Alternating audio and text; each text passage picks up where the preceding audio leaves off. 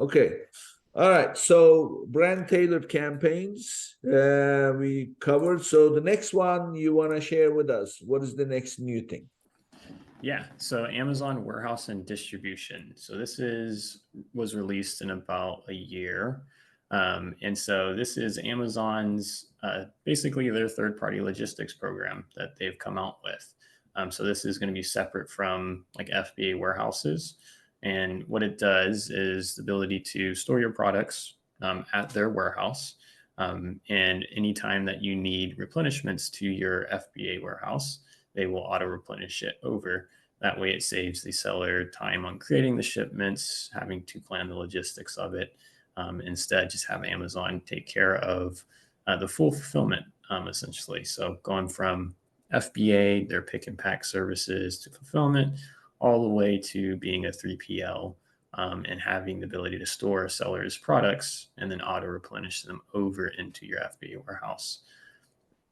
So this Amazon, so it is there to replace a typical 3PL you would otherwise use, right? Correct. Yep. That is Okay. the idea of it. So let's talk about getting this going. So first of all, are there any requirements to qualify for it, or can anybody just sign it? I guess you would have to be an Amazon seller, right? Yeah, so you have to be an Amazon seller. You'd have to be an FBA with FBA offers products that they don't allow to be stored at the AWD warehouse is expired goods, apparel, and books. So it is a good bit of product types that they're not accepting at the moment. But I would anticipate just with more development as Amazon makes on this FBA program that they will have, apparel, eventually books, and potentially expired goods. But requirements to get into it is a not auto enroll, but a one click enroll through your Seller Central account.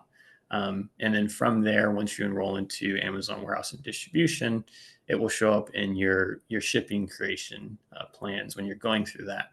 And you'd have the ability to view your Amazon Warehouse and Distribution inventory for what is going to be replenished to FBA. So, uh, sending an FBA shipment to Amazon is quite complex because you have to create those elaborate, you have to download templates and then upload them and, put in what's in every box and SKU and the quantity.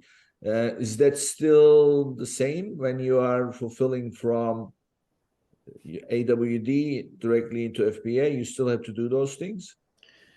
So once you have it set up initially, from there, then you can just go into your Amazon warehouse distribution, click the product that you want replenished, or you could set up a auto replenish where Amazon will determine when they think the inventory is low, or if they see it low, sending it over to the FBA warehouse.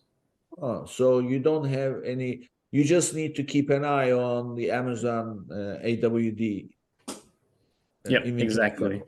And the nice thing about it is you could do it with select products as well. So if you were only looking for a handful of products to be auto replenished by Amazon's warehouse and distribution that met the requirements, then those could go in there, and you would then have Amazon managing that entirely for you instead of having to go through and determine when you need to send in more inventory and create that shipping plan.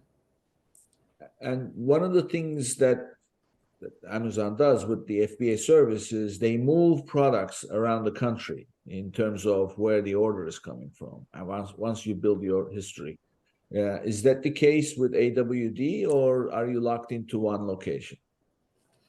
Yeah, so I'm unsure if they lock you into one location, but I do know that they do partnered cross-border shipping with Amazon. So if you were, let's say, you're in US and you're using your Amazon warehouse and distribution center, you could use that inventory and have it sent over to Canada or into other marketplaces on Amazon.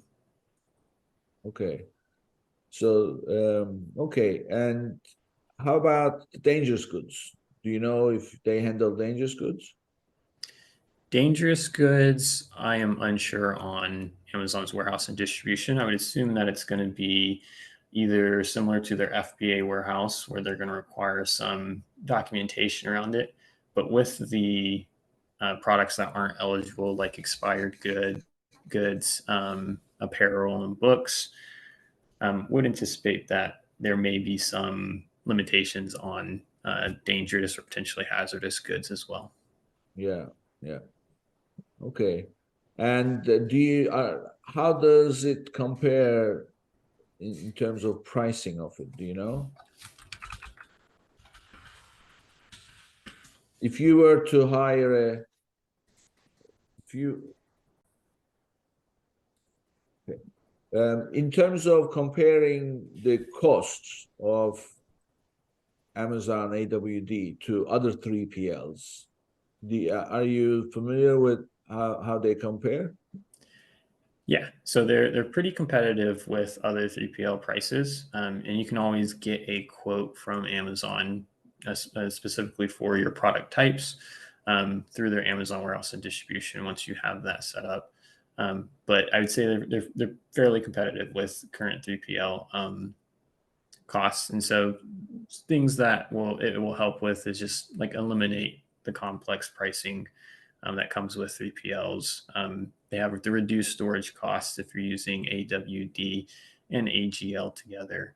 And so, as for exact costs, I would recommend you guys to go out and to your Seller Central account, look for the Amazon warehouse distribution, and see how much they're quoting for your product type. Okay.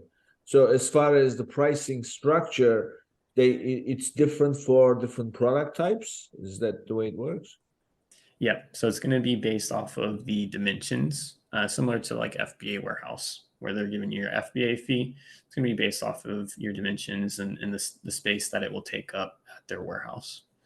And something that they say on their Amazon warehouse and distribution page is that this is unlimited storage, and so sellers could send in with no limits for FBA warehouses. So when I say unlimited, I want to clarify that with there are no restock limits that you'll encounter if you're using Amazon's warehouse and distribution center. So like Q4 is a big selling period. Amazon always cuts seller space at warehouses. But if you are using Amazon warehouse and distribution, then you are no longer applied to those restock limits because you're using Amazon warehouse and distribution, and it'll just auto replenish for you. Yeah. So I guess whatever limits that they will impose on the seller account, you have the extra stock at AWD. So combined, you have no limit issue. Yeah. Right. So that's and then additionally, let's say I haven't seen this happen on people who have used Amazon warehouse and distribution, but if you did run into a restocking issue where you're at limit for the month and you can't send in, if you are in the Amazon warehouse and distribution, then you can gain more space for using that service. Yeah. Do you know if they handle bundling and assemblies and things like that? That is a great question. I don't have the answer to that one, if they do handle it or not. Yeah, because that's the I had a gentleman who owned a 3PL and on the show, and so I asked him, what can you tell us about how to pick a 3PL? And that was exactly what he said. He said, well, what you want is your 3PL to be able to add value to your operation. So one of the things that I would recommend is always see if the 3PL you want to work with can handle bundling and assemblies and things like that. So that way you can test different bundles, different packs and assemblies and things like that. So you don't have to have an additional cost, so to speak, in your production. It just becomes part of your storage, but you can do it as you go along, depending on the demand. So I wonder if AWD will do that. Yeah, there may be some new releases. It's fairly. I mean, it was released within last 4 months or 6 months here. And so with AGL, the Amazon Global Logistics, when that first released, was very difficult to get shipments across. And then with time, it's gotten a lot better. So I'd anticipate that there would be new development within AWD. Yeah. And would recommend, just keep your eyes peeled for that, because having a 3PL that can pick and pack and bundle kits together is super valuable, with just adding new products to your catalog or just ways to expand your catalog, and having Amazon do that